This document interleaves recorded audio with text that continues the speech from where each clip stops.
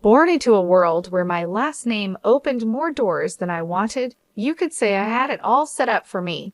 My dad's the big boss of a company you've probably seen on the stock exchange screen more times than you've cursed your morning alarm. Yes, that kind of rich. But if you're expecting stories of a golden girl draped in designer clothes and sipping champagne for breakfast, you've got the wrong story. Me, I've always kept it real, with my feet firmly on the ground. Money is nice, sure, but it's not everything. I chose a different path, one that led me to places money can't buy and experiences no gold card can fetch. Charity work, helping those in need, and living a life that's, well, ordinary. That's me, Laura. Not the fancy Laura, just Laura.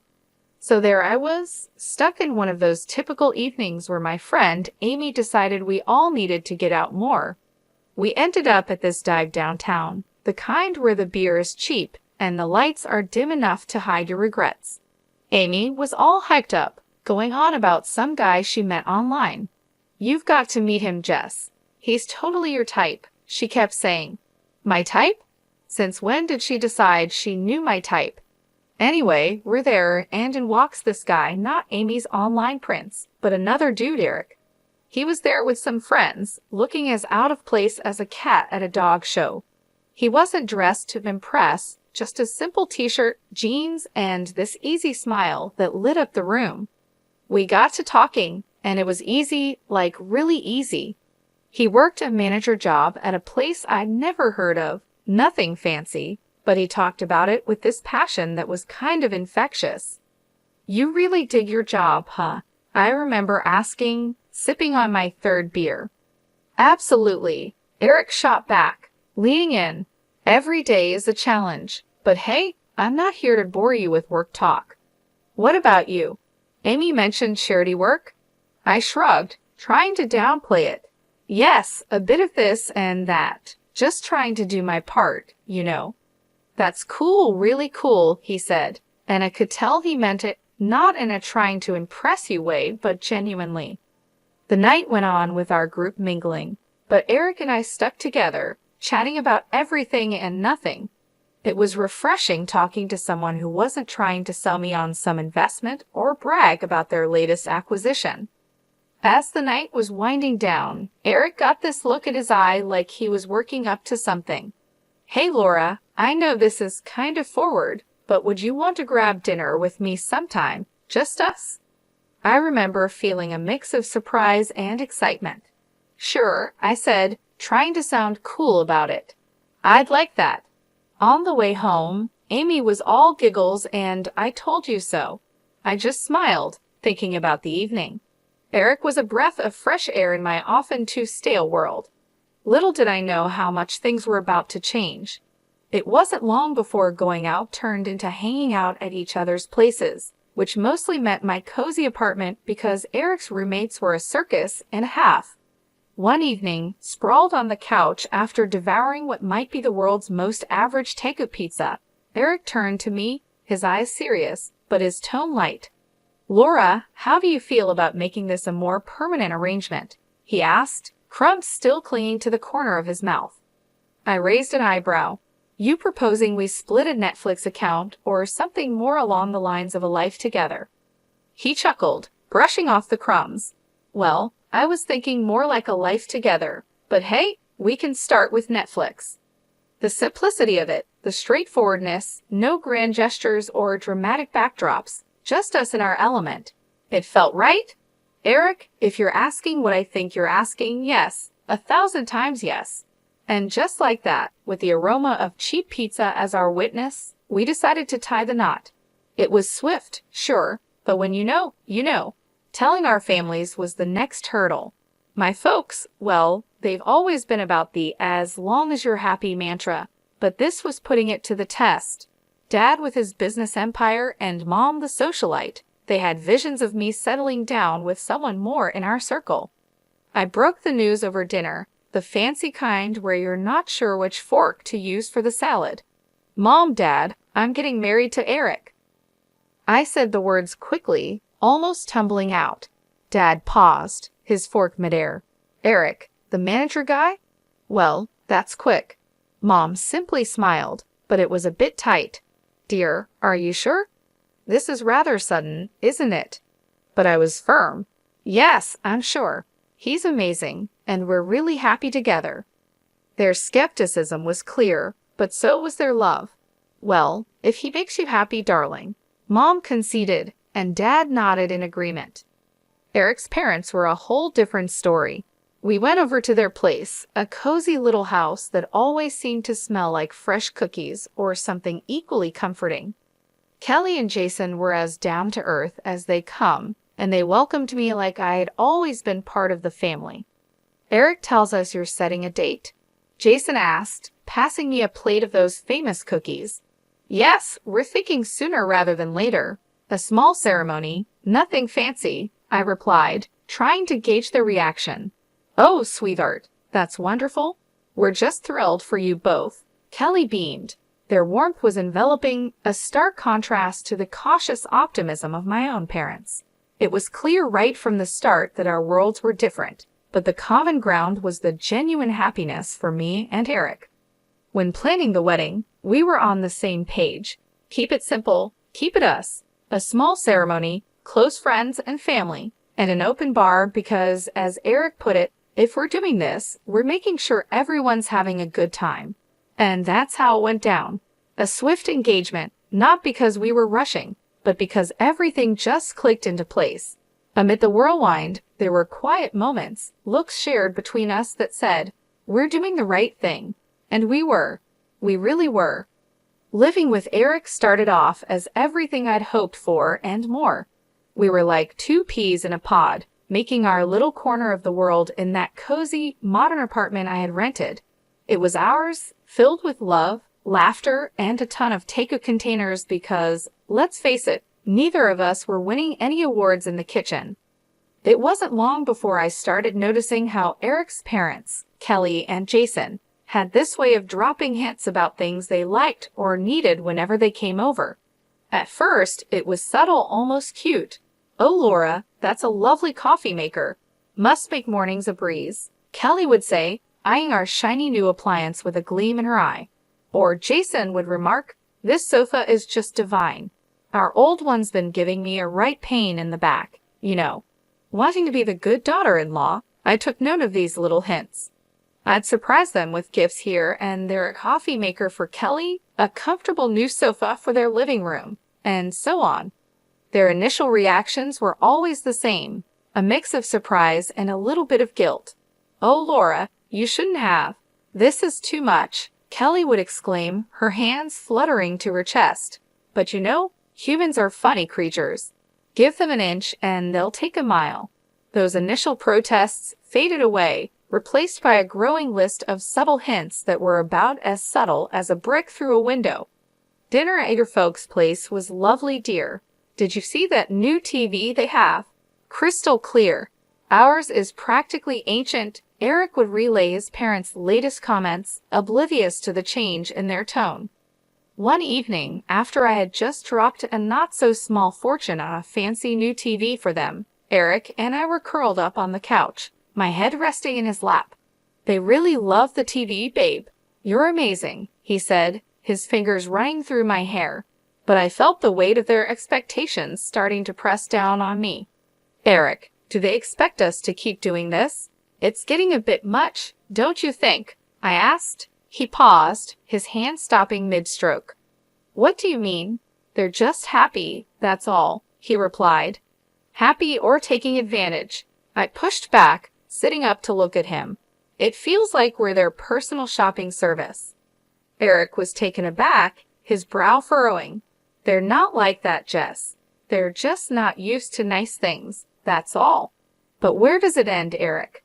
It's like they've got a taste for it now, and they're not looking back, I argued, frustration creeping into my voice.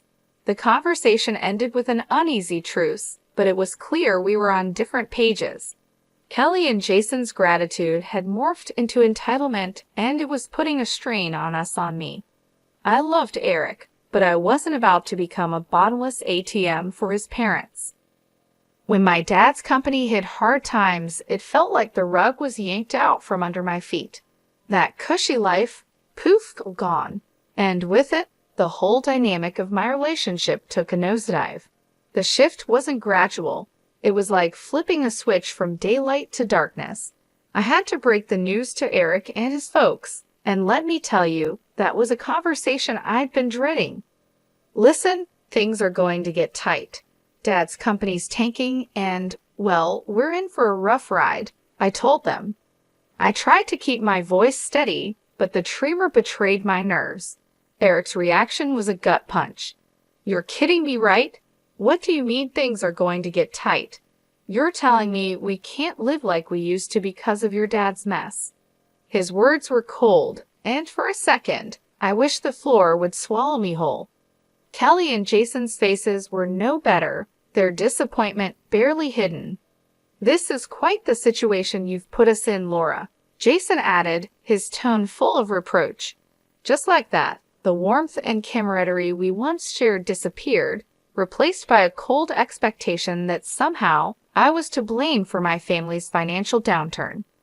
Moving in with them was supposed to be a temporary solution. Our once independent life was swapped for a guest room that felt more like a cell in the house of two people who now saw us as a nuisance. The atmosphere was charged with tension, every day a reminder that I'd somehow failed them. We're cutting back on everything because of this, Kelly would remind me, her voice sharp as she served dinner that was a far cry from the lavish meals we used to enjoy. And Jason always had a comment on saving costs. Make sure those lights are off. We're not running a charity here. But Eric was the hardest to bear. The man I married seemed to have vanished, replaced by someone who saw me as a letdown. Can't you do something?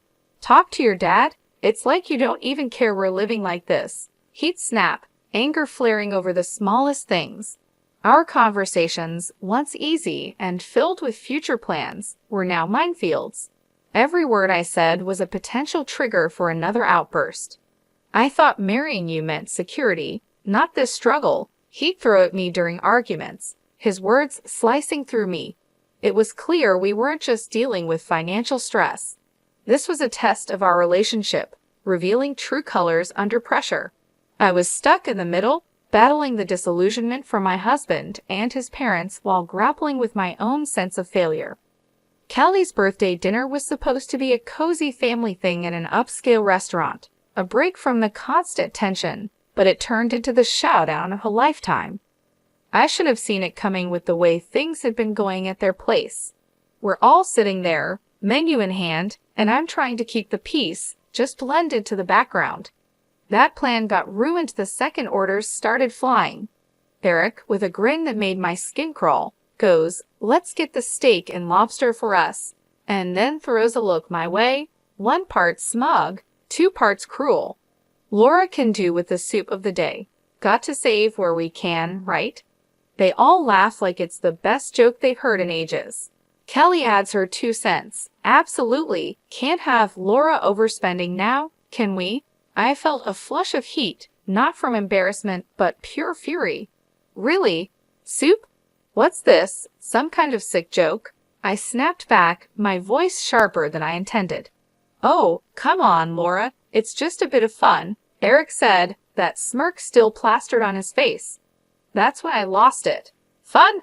This is your idea of fun. When things are tough, you show how petty you really are? I can't believe I fell for your act, I exclaimed. You could hear a pin drop. The whole restaurant was watching now, the awkwardness off the charts. I didn't sit back down. Keep your fancy dishes and your pathetic jokes. I'm out, I said, standing up so fast my chair nearly toppled over, the noise echoing and turning more heads our way. Eric reached out, trying to play the peacemaker. Laura, don't. Let's not make this a scene. A scene? You think I care about making a scene after that stunt. This is about respect, something you clearly have none of, I said, yanking my arm free and heading for the exit. The weight of their stares was on my back, but stepping out into the night felt like breaking out of prison. My phone was blowing up, Eric no doubt trying to do damage control. I ignored it, my mind made up. I drove back to their place, a storm of emotions brewing inside. How had things gone so sour? Eric and I were a team, or so I thought, but that dinner was a slap in the face, a wake-up call I couldn't ignore. Back at the house, I packed my bags in record time, each folded shirt a reminder of the life I was leaving behind. It wasn't just about leaving a place. It was about leaving a relationship that had shown its true colors. I turned off my phone, cutting off the barrage of messages. The silence was eerie but welcome. That night wasn't just the end of a disastrous dinner. It was the close of a chapter. I had no interest in revisiting after the disaster that was Kelly's birthday dinner. I found myself driving to my parents' house. The night was quiet, a stark contrast to the storm raging inside me. By the time I pulled up to their driveway, my decision was made. I needed sanctuary, but more than that, I needed advice, something only my dad could offer. Walking into the house, the familiarity of it all was both comforting and jarring. Mom was asleep, but Dad was up, sitting in his study surrounded by papers that seemed less important the moment I stepped in. "Laura, what are you doing here at this hour? Is everything okay?" he asked, standing up, concern etched on his face. I took a deep breath, and the events of the evening poured out of me in a flood. I told him about the dinner, about Eric and his parents, and how I felt like I'd been reduced to nothing but a source of income for them. Dad listened in silence, his expression hardening with every word. When I finished, he sighed, a sound that carried years of experience and a hint of sorrow. "Laura, I saw this coming. I just hoped I was wrong," he finally said, his voice steady but filled with empathy. "How could I have been so blind, Dad? I thought Eric and I were different," I said, feeling the weight of my naivety. He walked over, putting an arm around my shoulders. "You wanted to see the best in him and them. There's no fault in that. But people show their true colors in tough times. It's a hard lesson, but an important one." I nodded, the reality of his words sinking in. "But what do I do now? I can't go back there. You'll stay here for starters. As for the rest, we'll figure it out together," he assured me, his confidence a balm to my frayed nerves. Then he shared something that took me by surprise. "You know, the company's situation isn't as dire as it seems. We're actually on the verge of a breakthrough." It was a strategic move, a way to weed out the opportunists. I stared at him, stunned. "So you mean to say we're not broke?" He chuckled, a sound that was part relief, part amusement. Far from it, but it was important to see who would stick around when the chips were down. Unfortunately, Eric and his family showed their true selves. The revelation was a lot to process. My anger towards Eric and his parents was now mixed with a sense of vindication. They had revealed their true motives and, in doing so, had freed me from a future of manipulation and deceit. "Dad, I don't know whether to be relieved or furious," I admitted. "Probably a bit of both," he said, giving me a reassuring squeeze. "But the important thing is you're free to make a better future for yourself." I admit it, the emotions battling inside me were both. "It's okay, but remember this experience has taught you something invaluable about people and their intentions. Use it, learn from it," he advised, grounding me. Walking up to Kelly and Jason's house the next day felt like heading into the lion's den. I was ready for a showdown, but nothing could have prepared me for the cold reception I got. Eric was standing there, divorce papers in hand, with a look that could only be described as triumphant disdain. "Here you go, let's get this over with," he said, practically shoving the papers at me. His parents were hovering behind, barely containing their glee. Finally getting rid of the freeloader, Kelly snickered and Jason nodded in agreement, a smug smile plastered across his face. Eric joined in. "Yes, turns out you're just an ordinary dummy without your daddy's money. Thought you'd cry, but guess what? We don't need a tearful mess around here." Their words stung, but not in the way they expected. I felt a bizarre mix of anger and liberation. I looked at the papers, then at them, and without a word, signed where I needed to. As I did, their smiles widened, thinking they'd won, but I had the last laugh. Pulling out a newspaper from my bag, I slapped it down on the table with more force than necessary. "Thought you might find this interesting," I said, my voice dripping with unrestrained satisfaction. The headline screamed about my dad's company making a monumental comeback, profits soaring higher than ever. Watching their faces drain of color was a sight I'd pay to see again. Kelly and Jason's smugness vanished, replaced by shock, then desperation. Eric's arrogance crumbled, leaving him looking like a child who just lost his favorite toy. Kelly suddenly switched gears, stepping towards me with arms wide open. "Oh, my sweet girl, it's all a big misunderstanding. Let's hug it out." Jason, ever the opportunist, chimed in. "Let's not rush things. Sit down, have a coffee, and we can talk this through." And Eric, oh Eric, he was the picture of regret. "I was wrong, okay. We can fix this. I want to make everything right, please." Their sudden change of heart was almost comical. Almost. I couldn't help but laugh, a deep hearty sound that felt cleansing. "You three are something else, you know that. But here's a news flash for you. I'm done. Done with the lies, the manipulation, and the so-called family that only values me for my bank account." I turned to leave, their protests and pleas fading into the background. They called after me, a mix of desperation and disbelief in their voices. But I didn't look back. Not this time. After the spectacle at Kelly and Jason's house, I was done not just with them, but with the whole sorry saga that had become my life. I needed a fresh start, a clean slate. So I took some time at my parents' place, getting my head and heart back in the game. One afternoon, a couple of weeks after the divorce was finalized, I was out for coffee with Amy, my ever-supportive friend who had been there through it all. "Girl, you look like a weight's been lifted," she commented, sipping her latte. I laughed, feeling lighter than I had in months. "You have no idea. It's like I can finally breathe again," I said. Amy leaned in, her expression turning serious. "So what's next for you, Jess? You have a clean slate now." I thought about it, stirring my coffee absent-mindedly. "I'm not sure, but I'm excited to find out. Maybe I'll travel, pick up some of the charity work I had to put on hold. As for love," I paused, giving her a rueful smile. "I think I'll give that a miss for a while. Just make sure you're doing what makes you happy, okay? You deserve it after all that drama," she said, reaching over to squeeze my hand. "Thanks, Amy. That's the plan." Not long after that conversation, my phone started buzzing with calls and messages from Eric. He was pleading, saying he had changed, that we could start over. His parents even got in on the act, sending messages filled with apologies and invitations to talk things over. Sitting in my room, phone in hand, I couldn't help but laugh. The sheer audacity was almost admirable. Almost. I typed out a response, one I've been mulling over for days. "Eric, moving on means moving forward, not going back to what broke you. I wish you all the best, but this is where our path ends for good. Take care." Hitting send felt like closing the final chapter of a book I'd been stuck in for too long, and just like that, I was ready to start writing a new one. The next few months were a blur of activity.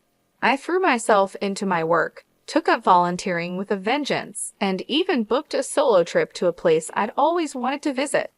Life was full, and for the first time in a long while, it was fulfilling too.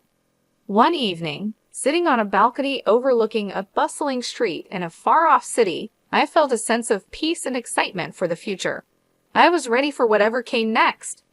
I realized I'd found what I'd been searching for all along. Peace. The drama, the heartache, the betrayal, it all seemed like a distant memory. My phone buzzed with a new message, but this time it was from a number I didn't recognize. Hesitantly, I opened it. It was from someone I'd met during my travels, someone who made me laugh and think in equal measure. "Hey Laura, how about dinner when you're back? No expectations, just food and good company." I stared at the message, a smile slowly spreading across my face. Maybe it was time to open my heart again, but on my terms, at my pace. I looked at the text and replied, yes, hitting send before I could second-guess myself. Looking out at the city lights, I felt a sense of excitement for the future. I had moved on, not just from Eric and his family, but from the person I was when I was with them. I was stronger, wiser, and ready for whatever came next.